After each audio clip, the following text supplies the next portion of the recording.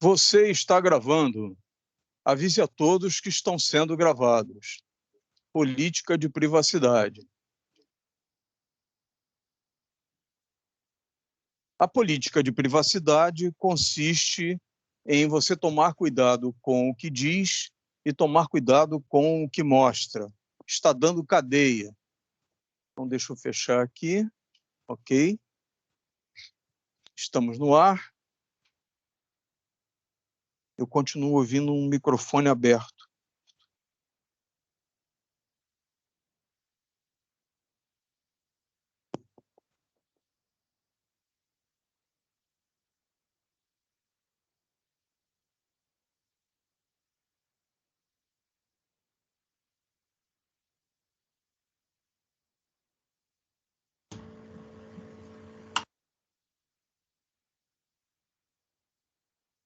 Muito bem. Então, iniciada a gravação, todos alertados, então, para a política de privacidade. Vamos começar, então. Boa noite, pessoal. Muito obrigado pela presença. Deixa eu baixar o volume aqui, por causa do eco. Eu estou ouvindo a minha própria voz e a minha voz é irritante. Muito bem. Então, na aula de hoje, laboratório, eu vou mostrar para vocês dois circuitos funcionando. Um oscilador com um circuito LC, então já está montado ali. Eu vou apresentar a vocês, praticamente vou remontar o circuito para que vocês percebam os detalhes, para que eu fale alguns detalhes sobre os componentes que eu estou usando, né? Já que nós não temos uma aula prática, pelo menos eu vou demonstrar para vocês o circuito, né? As partes de um circuito, de um oscilador. Então, vou mostrar a bobina, tem inclusive uma bobina aberta, para que vocês possam ver por dentro como ela é. E o capacitor próprio para radiofrequência, o capacitor de acoplamento, o transistor, os resistores vocês já estão acostumados, né? O cristal de quartzo, vou trocar o cristal de quartzo, né? E mostrar a frequência mudando. E tudo isso alimentado com apenas duas pilhas, né? Então, está montado no protoboard apenas com duas pilhas. Então, eu vou girar aqui a imagem. Cuidado para vocês não ficarem enjoados com o movimento, né, o balanço da imagem, mas é isso que vai acontecer, então. Então, deixa eu virar para cá e virar para cá.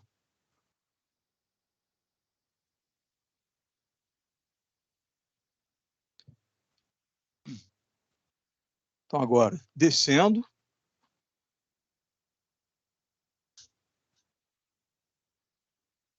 Aqui está a bancada.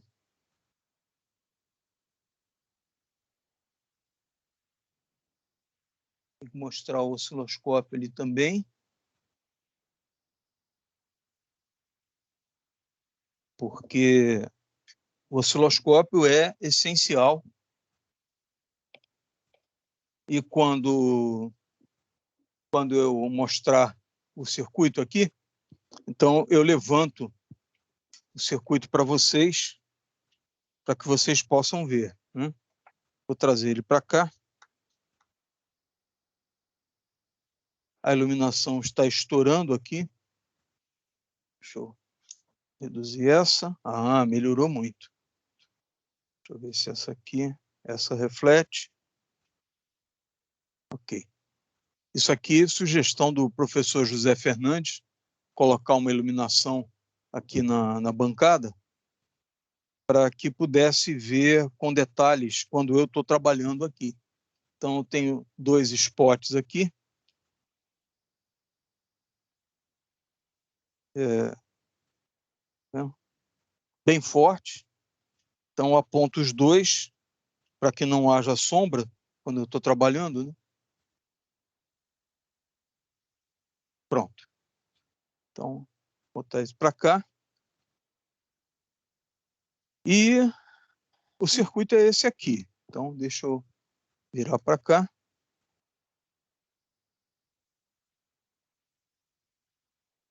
mostrar de perto.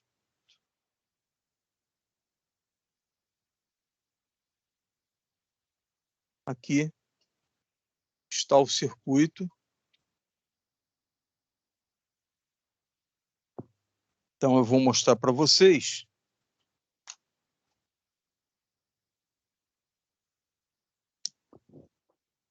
Então, aqui no circuito, primeiro, ele está ligado aqui no oscilador a cristal. A ponta de prova do osciloscópio morreu lá na tela, porque eu desliguei. Movimentando aqui. Só um instantinho. Deixa eu religar.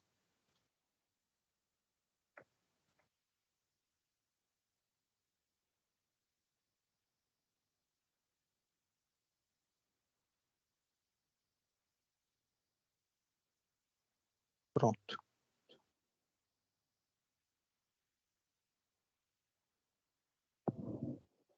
Ok. O senoide já voltou lá na tela do osciloscópio, está dando mau contato. Mas dá para mostrar aqui. Então, aqui está o cristal encaixado. Quando eu movimento aqui, dá mau contato e lá na tela do osciloscópio ele muda a forma de onda. Então, está aqui o resistor de coletor. Eu vou trazer o celular para cá. É mais fácil. Só um instantinho.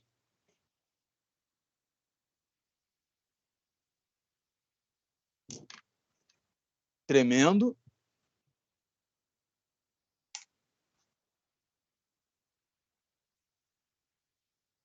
Agora sim.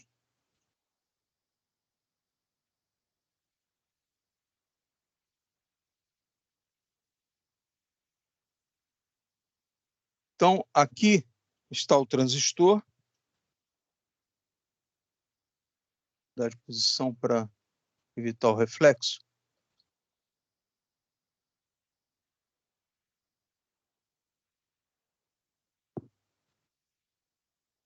Aqui está o resistor, o transistor, o cristal de quartzo.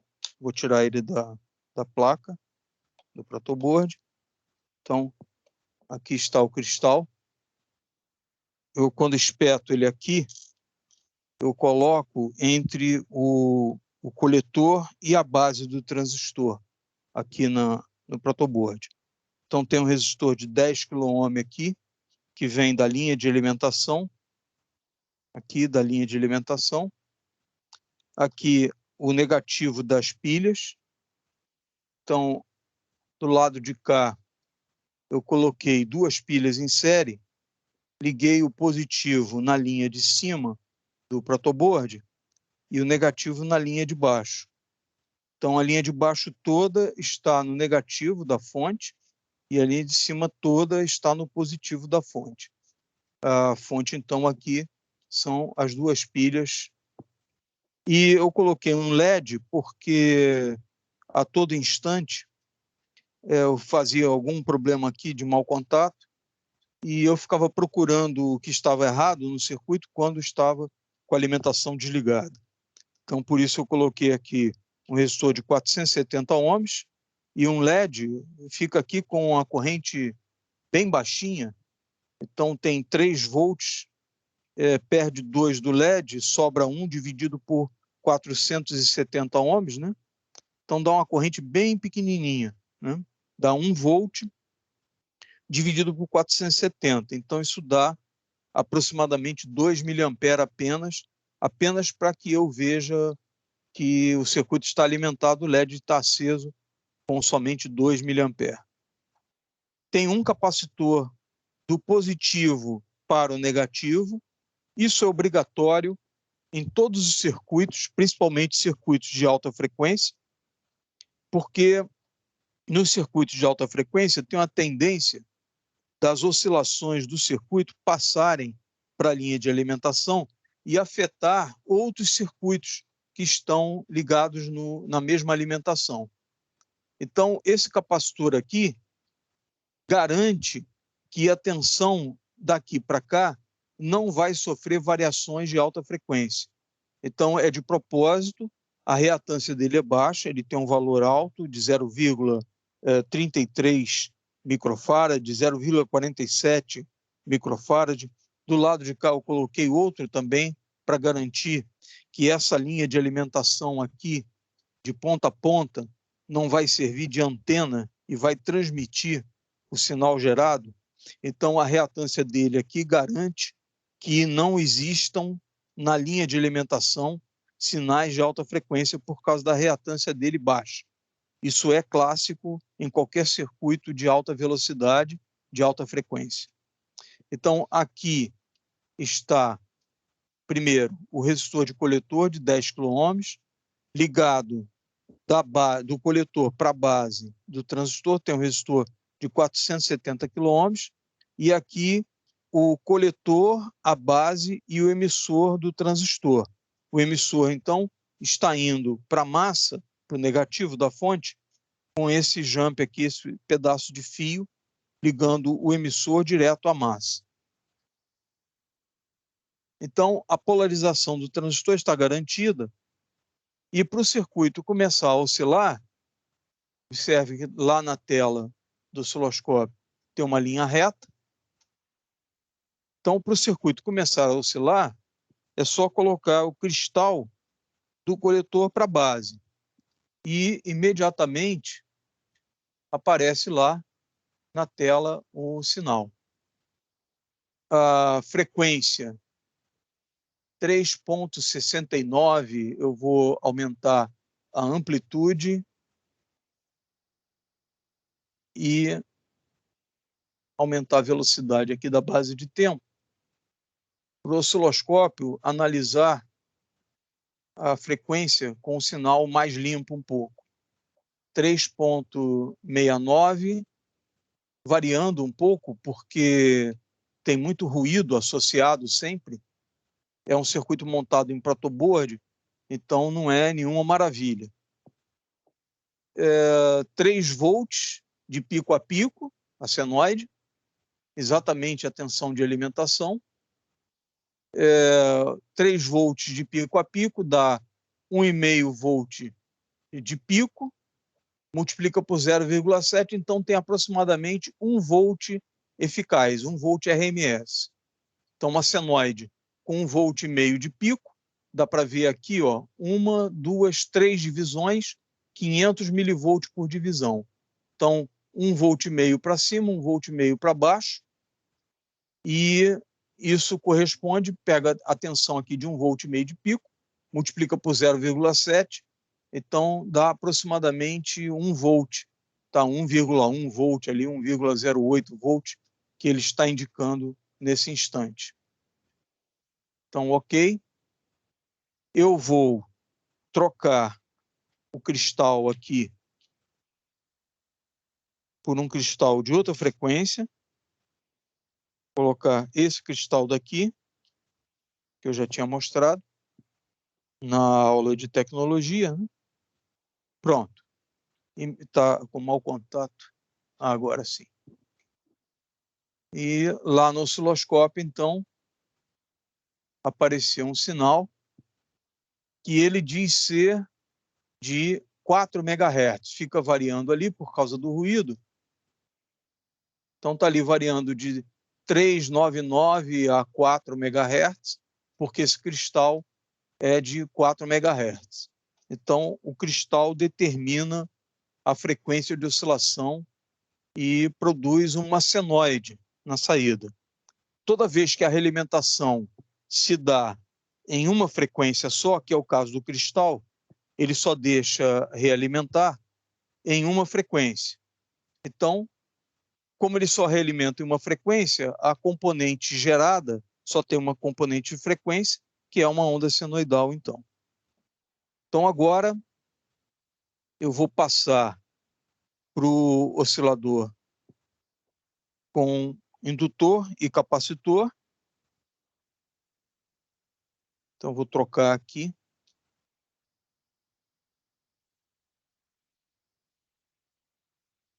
Tem um terceiro transistor aqui, e depois eu vou experimentar o oscilador Colpitts, mas hoje ele não está montado.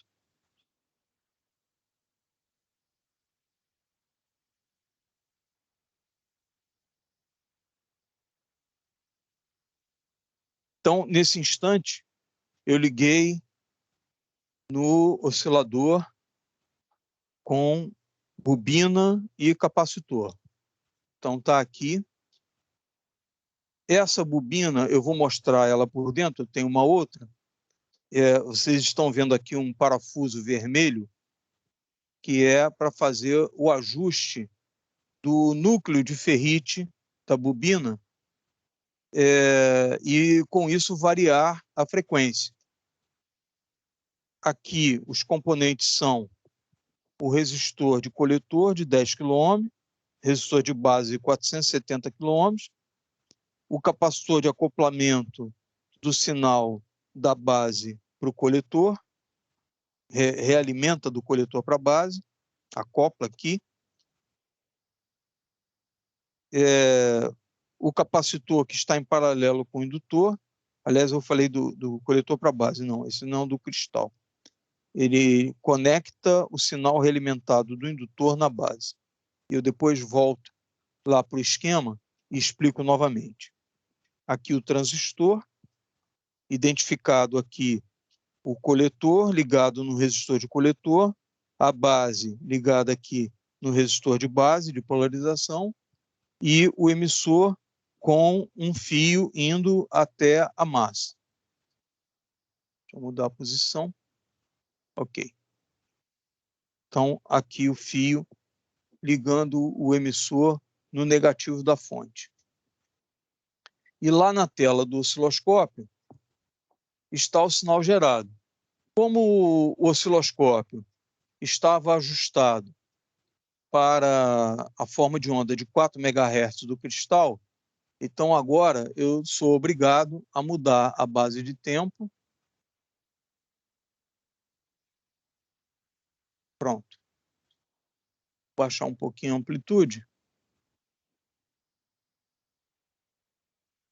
E a frequência gerada, então, está ali, 429, 430 kHz. Frequência bem baixa. Amplitude de pico a pico, pela presença do indutor. O indutor faz esse trabalho, ele armazena energia numa posição e gera a polaridade contrária. Então, aqui está dando praticamente 4,5 volts. Então, ele está pegando a variação de 1,5 volt, aliás, a variação de 3 volts, e acrescentando ali 50%. Então, ele produz uma tensão maior do que a fonte de alimentação por causa do efeito de autoindução da bobina. Então, eu tenho aqui 429 kHz. Eu vou modificar aqui o capacitor. Então, nesse instante aqui, eu tenho um capacitor de 470 picofarad. Eu vou tirar o capacitor. Está aqui o valor dele. Acho que não dá para ver. Reflete, né? 470 picofarad. E eu vou colocar um capacitor de menor valor, 330 picofarad. Vou colocar em paralelo com a bobina. Imediatamente aparece a senoide lá na tela do osciloscópio, já em outra frequência, 500 kHz. Então, lá de 429 com 470 picofarad, quando eu diminuí o capacitor, a frequência aumentou, conforme esperado. Com isso, é possível até montar um sistema de equação com as duas frequências, os dois valores de capacitor. É possível descobrir qual é o valor do indutor aqui. Esse indutor, quantos microhenries ou milihenries que ele está apresentando no momento. É possível montar uma equação e descobrir o valor do indutor. De qualquer maneira, que vocês estão vendo ali na tela do osciloscópio, eu posso alterar da seguinte forma. Deixa eu voltar para cá.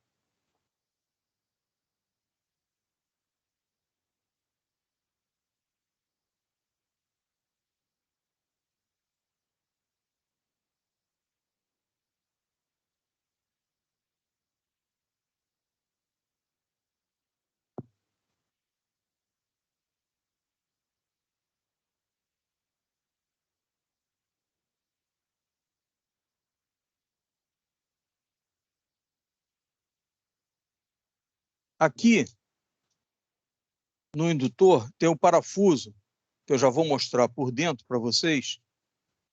Então, eu posso colocar uma chave de fenda.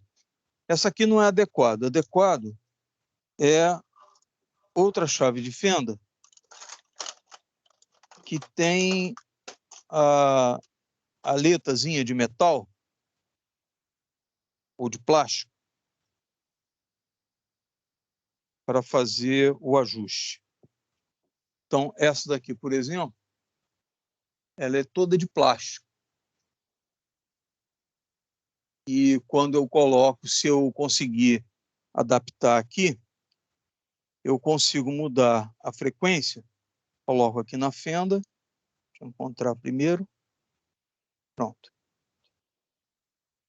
E aí, então, eu giro o parafuso da bobina. Não está dando, não. Eu vou ter que usar essa aqui mesmo.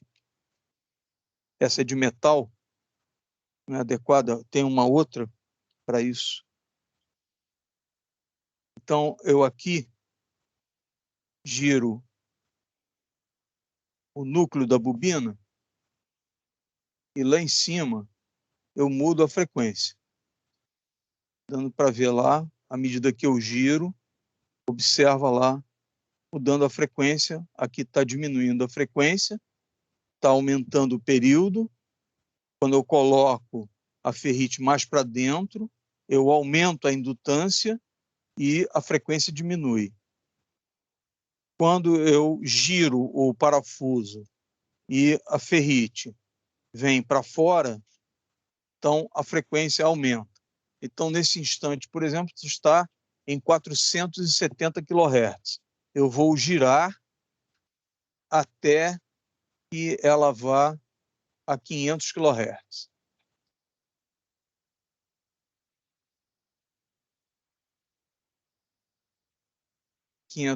(498, 500, 499, 500... Não deve dar para ver na tela, mas o telefone está distante, mas é essa medida ali. Então está ali 498 kHz, 500 kHz, 499. Tem ruído, eu posso aumentar a amplitude. Isso estabiliza um pouco mais a medida do osciloscópio. Mas ainda assim tem algum ruído, sempre tem ruído. E a medida feita com o osciloscópio, ela apenas dá uma ideia, não é uma medida de alta precisão. Quando a gente quer fazer uma medida de alta precisão assim, a gente usa um frequencímetro digital para fazer a medida. Existe um outro recurso, que é vir aqui na aquisição do osciloscópio. Deixa eu levantar um pouco a imagem. Então, eu venho aqui na aquisição do osciloscópio e mando ele fazer a aquisição por média. E à medida que eu coloco aqui 4 médias, 16 médias, ele retira o ruído do sinal, porque ruído é um sinal aleatório e o sinal aqui da senoide ele é estável. Então, à medida que ele faz a integração de um sinal sobre o outro, ele consegue eliminar o ruído, que é um sinal variável, e o sinal que se repete, ele reforça esse sinal. Com isso, eu consigo fazer a medida com mais estabilidade. e agora ele está muito mais estável. Então, nesse instante, por exemplo, ele está saltando aqui de 499,5 para 500, 499,5, 500. Então, ele está me mostrando que está muito próximo da medida que eu queria ajustar, que era 500 kHz. Então, a medida, como ela se trata agora na aquisição aqui na tela do osciloscópio, ela se trata de uma média das 16 medidas, das últimas 16 medidas. Então, isso elimina o ruído e reforça o sinal que é coerente, né? Então, isso tira o ruído. Então, é uma técnica boa para que vocês saibam como eliminar ruídos de uma medida. É só vir em aquisição e mandar adquirir por média e não por amostra. Quando eu mudar para amostra aqui, na mesma hora volta o ruído e a medida volta a ficar flutuando. 498, 500,5, porque tem ruído associado no pico do sinal, quando cruza por zero. A medida de frequência geralmente é feita quando o sinal cruza por zero. É ali que o osciloscópio usa para fazer a medida de frequência. Muito bem. Então, o que falta agora é mostrar para vocês a parte interna da bobina, antes de eu voltar lá para o quadro. Então, essa bobina daqui, ela tem uma capa de metal, assim, e ela é soldada na placa de circuito impresso por essas aletazinhas aqui.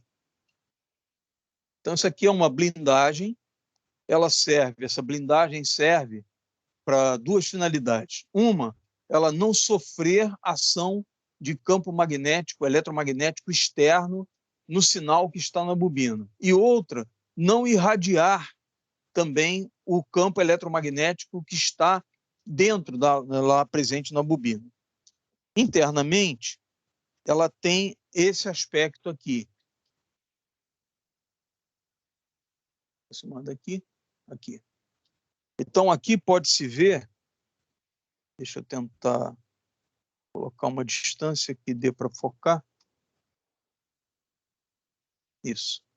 Então, tem um fio bem fininho ali, geralmente é fio 36 ou 40, que é do diâmetro de um fio de cabelo, esse daqui. É possível também fazer bobinas ressonantes em outra frequência dessa forma aqui. Por exemplo, essa daqui eu uso para fazer transmissor, exemplo de aula de transmissão, outros osciladores, também um Hartley. Eu coloquei uma tomada na bobina, eu soldei, raspei o esmalte do fio. Isso aqui é um fio de cobre esmaltado e raspei ali a conexão para fazer a ligação. Deixa eu colocar numa posição que dê para ver. Então, ali, por exemplo, dá para ver uma tomada na terceira espira. Deixa eu abrir um pouquinho aqui. Então, aqui, ó. 1, 2, 3 espiras. Então, na terceira espira, aqui, 1, 2, 3 espiras. Da terceira espira, de baixo para cima, eu raspei o esmalte e soldei um fio, que é essa forma que faz a realimentação no Hartley, com uma tomada na bobina. Então, esse daqui, por exemplo, eu uso para fazer um transmissor de frequência alta, lá perto de 90 MHz, 80 MHz, né? Um transmissor de FM, numa frequência bem mais alta. Para a frequência mais baixa, como essa de 500 kHz, então, a bobina, para conseguir uma indutância mais alta, ela tem um núcleozinho. Então, esse pintado de violeta aqui que vocês estão vendo é um núcleo de ferrite, que em alguns casos é pó de ferro, em outros outras ligas metálicas magnéticas, e isso concentra o campo magnético da bobina e aumenta o coeficiente de autoindução. Então, é o que a gente chama de indutância, a capacidade que ela tem de induzir nela mesma. Tem essa outra aqui também, menorzinha um pouco, tá vendo? Olha aqui, ó, o tamanho das duas. Essa daqui também está aberta para mostrar. Eu vou tirar a capa. Pronto, tirei a capa. Essa é um pouquinho diferente. O parafuso dela,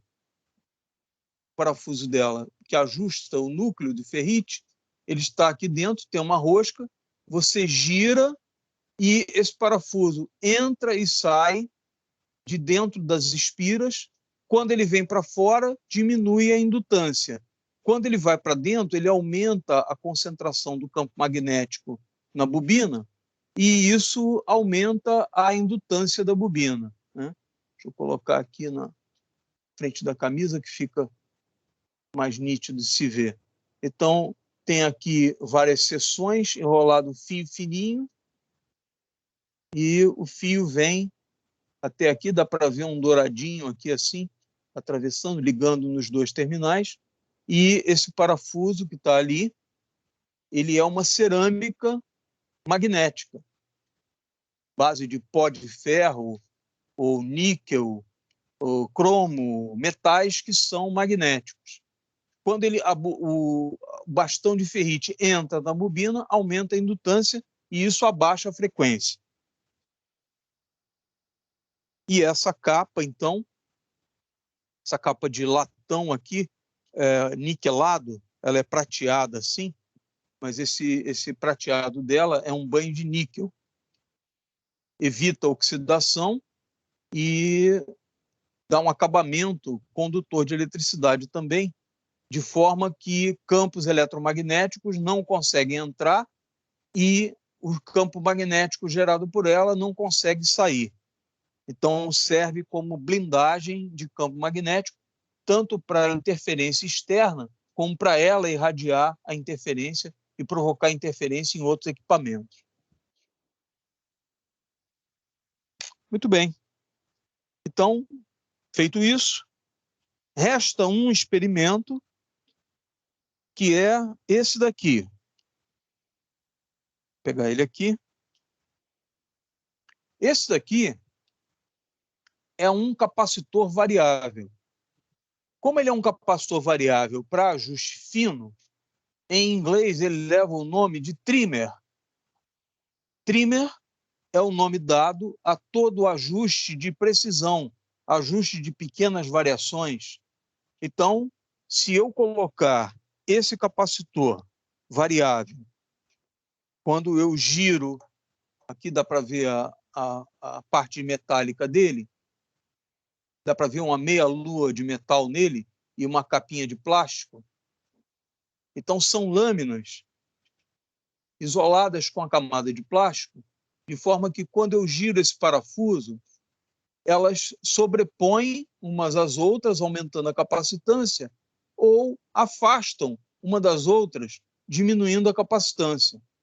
Esse daqui é um capacitor variável, ajustável, não é para ajustar no painel, para variar no painel do equipamento, é para fazer o ajuste lá dentro do circuito, e uma vez ajustado, fecha o equipamento e esse ajuste fica lá até uma outra manutenção.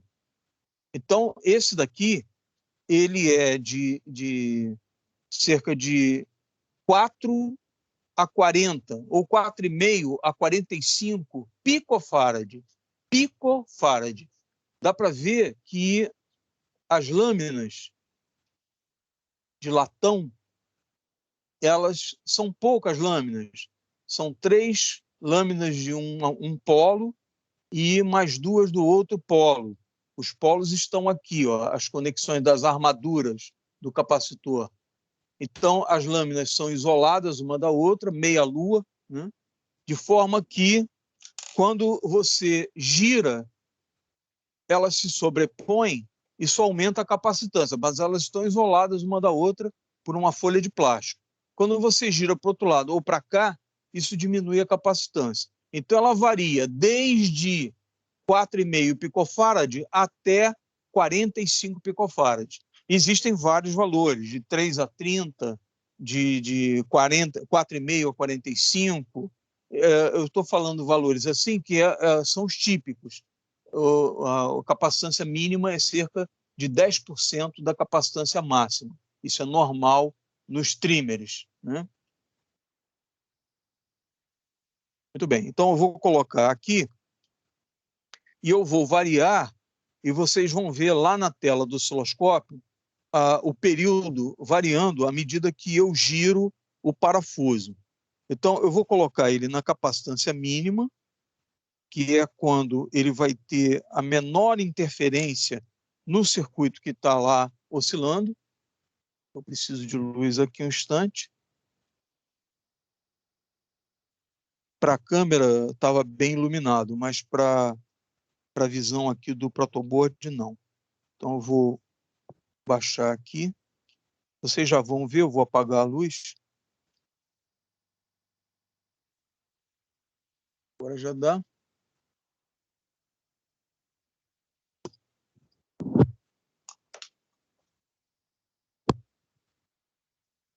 Então, aqui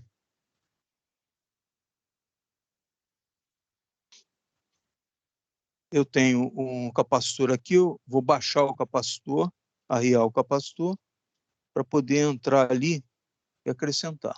Pronto. Imediatamente, deixa eu colocar um valor e o outro. Então, temos lá 500 kHz, 500 kHz, 499,500. Eu vou colocar aqui na capacitância mínima, cerca de 4,5 picofarad. Liguei e ele baixou para 495, 497. Então, baixou ali 2 a 3 kHz. Mas eu acrescentei aos 330 apenas 4,5 picofarad.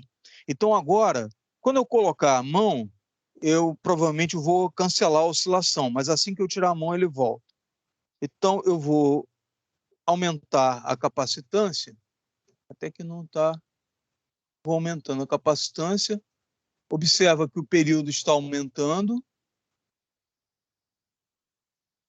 Chega um ponto que é o máximo, quando as lâminas se sobrepõem totalmente. Se eu continuar girando, elas se afastam de novo e a frequência volta a aumentar. Então, está na menor frequência, porque chegou na máxima capacitância, 45 picofarads, somados aos 330 picofarads que já estavam lá. A frequência caiu para 464, 465 kHz.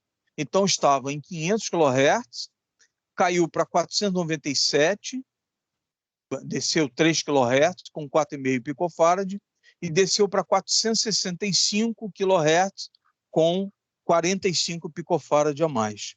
Então, esse trimmer aqui, como o nome diz, ele é feito para fazer o ajuste, um ajuste mais delicado, mais preciso da frequência, num valor entre o máximo e o mínimo daquela capacitância.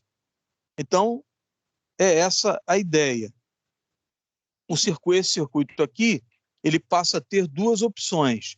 Pode ajustar o parafuso de ferrite da bobina ou pode ajustar a capacitância que está em paralelo. Passou a ter duas opções. Muito bem. Então, é isso que eu tinha para mostrar. Eu vou voltar ali para o quadro.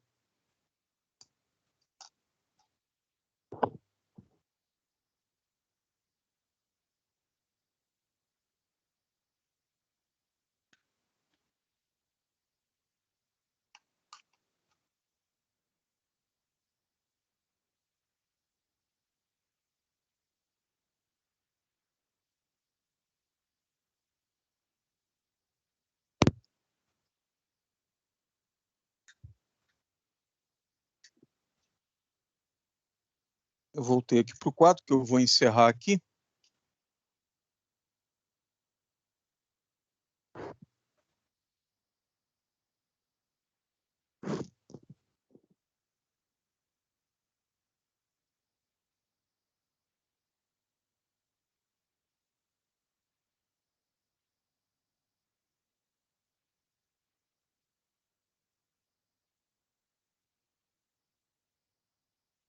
Ok?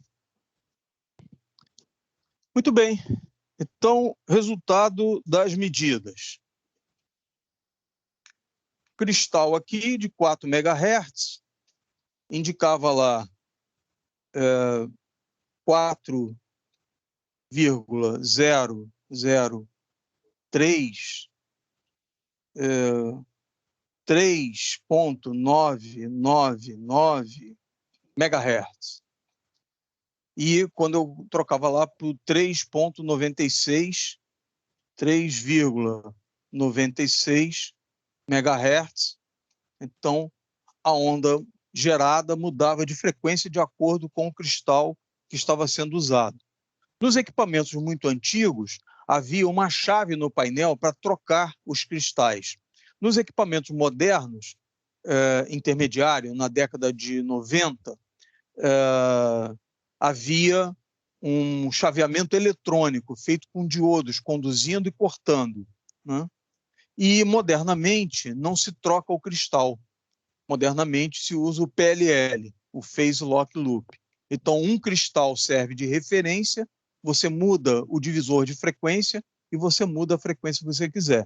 Então, isso virá nas próximas aulas. Isso foi para o oscilador a cristal. O experimento no oscilador LC, está aqui, circuito LC, a frequência de oscilação é dada por 1 sobre 2π raiz de L vezes C. Então, veja, quando eu estava com 330 picofarad em paralelo com a bobina, eu não sei o valor da bobina, a indutância dela, não medi. Quando eu estava com 330 picofarad, eu tinha uma frequência de oscilação de 500 kHz. Quando eu mudei para 470 picofarad, a frequência mudou para 430 kHz. Jogando esses dois valores de capacitância e de frequência, eu monto duas equações em que a incógnita passa a ser apenas a indutância, L. Então, eu sou capaz de, com esses dois valores de capacitor e os dois valores de medida de frequência, descobrir qual era o valor de indutor que estava lá. Então, essa foi a primeira parte da demonstração do experimento. Eu mostrei o núcleo de ferrite com o parafuso. Aquele parafuso ele é muito delicado. Você, se um dia tiver que ajustar um núcleo de ferrite, você deve ir com muito cuidado. Isso aqui não é uma porca de roda de caminhão, pelo contrário, é extremamente delicado, porque ele é uma cerâmica. Se você levar o parafuso até o final e você forçar, ele vai quebrar no meio, né? E aí, quebrou no meio, a dificuldade é enorme para repor, tanto ou para substituir a bobina inteira, ou desmontar e conseguir outro parafuso para repor aquele que quebrou. Então, tome muito cuidado se um dia você tiver que mexer na ferrite, no núcleo de ferrite de uma bobina. O outro experimento foi o trimmer. Trim significa qualquer ajuste delicado na língua inglesa, qualquer variação delicada, a expressão usada é trim. E trimmer é aquele que faz o ajuste delicado. Em eletrônica, existem dois trimmers tradicionais. Existe o trimmer, conhecido como trimmer, que é o capacitor trimmer,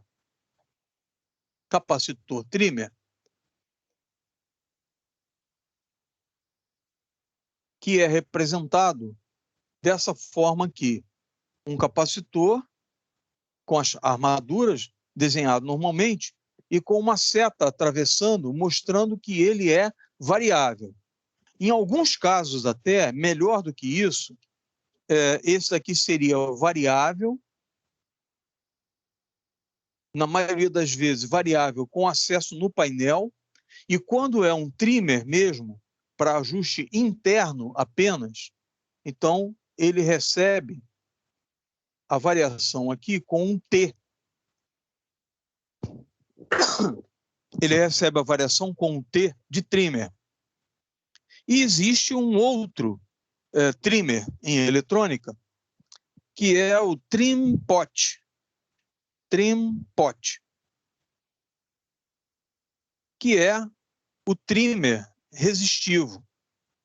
Então, é um resistor que você pode fazer um ajuste fino e ele normalmente não está no painel do equipamento, ele está colocado internamente. Uma vez ajustado, fica lá e só na manutenção em que se abre o equipamento refaz o ajuste, né?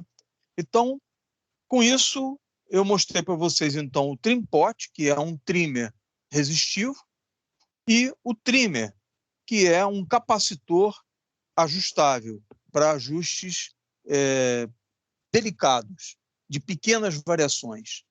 Em aviação, por exemplo, existe o trimmer do avião ou o trimmer do helicóptero, né?